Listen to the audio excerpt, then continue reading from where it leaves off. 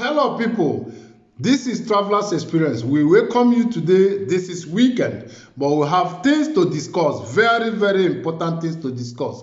Mr. President of Federal Republic of Nigeria, Mr. Bola Ahmed Tinubu, the President of Federal Republic of Nigeria, had a meeting on Thursday with the 36 state governors plus Federal Capital Territory minister or thereabout.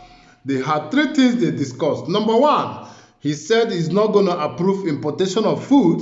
Secondly, he said that he will not establish price control board.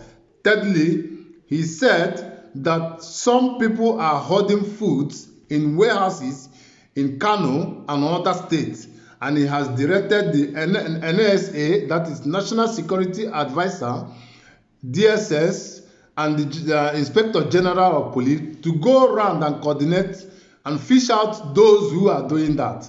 Listen, people, we really need to face the matter. We need to face and say the truth here. Listen, Federal Republic of Nigeria does not feed anybody. It does not give anybody incentives. It does not subsidize anything for anyone. Let me start by the word he said, importation, that he is not going to approve importation of food. America, as big as America is, America imports food from Holland. Holland imports food from China. Belgium imports food from China. China imports food from Netherlands and also from Belgium. The one I know, China is importing milk from Holland and from Belgium. If you don't know, I can give you where I'm working. I am also in charge of the exportation of milk to China. That is the truth. They are importing, they are exporting. No country can survive without importation or exportation. That is the truth. That is business. Money must change hands. If Mr. President Bola Ahmed Tinubu does not know that his country must import food to at least help with nothing that they are producing in that country. There is no food in the country, and you say you are not going to import food. What are you saying in essence? That people will go hungry and people could die out of it. That is the truth. Importation of food is a must. You must do it. Everyone does it. America, Britain, everybody, every country does it.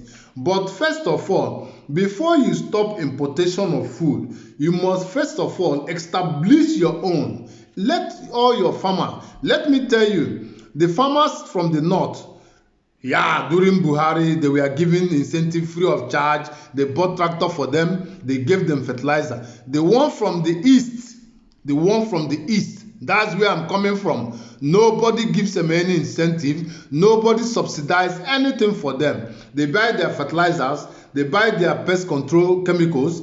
They buy their tractors. They do virtually everything by themselves because they are the one producing or growing rice.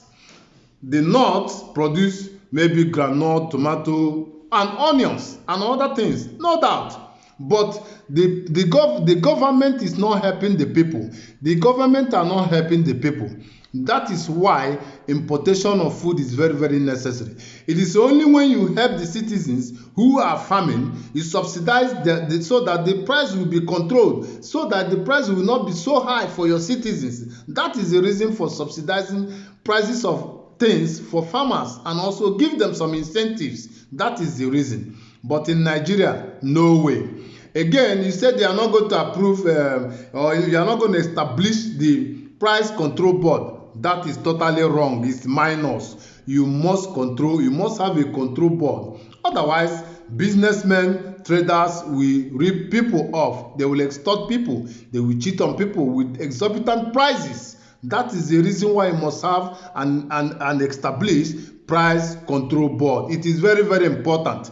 If anybody advising you not to do that, kick that person away right now. Otherwise, you are not going to succeed if you don't approve or establish all this. And again, the third one, he said that police, DSS, and the NASA, they should go and start looking for people who are storing their food. Mr. President, you did not put money in anybody's business. You did not put money in anybody's farm. You did not clear the farms for them. You did not supply them fertilizer for free. You never gave them pest control chemicals for free. They buy it with their money. They've cleared their land by themselves. So you have no rights. It is not a police, not a crime. Police has nothing to do with farmers who keep their food, who stores their food. Nobody is not a crime. If you have any judge very close to you, ask the judge or the lawyer. He will tell you that it's not a crime. I have every right to load my warehouse with any type of food I want. It's nobody's business. It's not your business. It's not police business. It's not DSS. It's not NSA business. Anyone who has money to store 1 million bags of rice for himself and his family should do so. It's none of your business. Those who grow their yam, their onions, and their tomatoes, they have every right to store their food. If you want people to supply food, go and assist them the little you can, because government is not helping nobody. You don't produce for them, you don't give them money. Do you have a credit for them? Farmers don't have credit facilities. If they can get a credit facility to loan money from banks or from any financial institutions, then you start to talk. This time around, they grow their food with their families, with their sweat, with their money, with their resources, and you are coming to control them not to store their food. They have every right to store their food. That is what I'm telling you. The three things we have said here is importation and price control board and checking on people who stores their food. Those things are things you must control people based on price, and you must approve importation of food. It's very, very important. People are dying. There is no rice. There is nothing. The quantity you are growing is not even enough to take care of a certain family, and you are saying that you are not going to approve importation. This is where you are going to have a problem. I'm only telling you this because I care. I care for people that are dying out of hunger. Almost able-bodied men, children, family people, women, pregnant women, they are all hungry in Nigeria.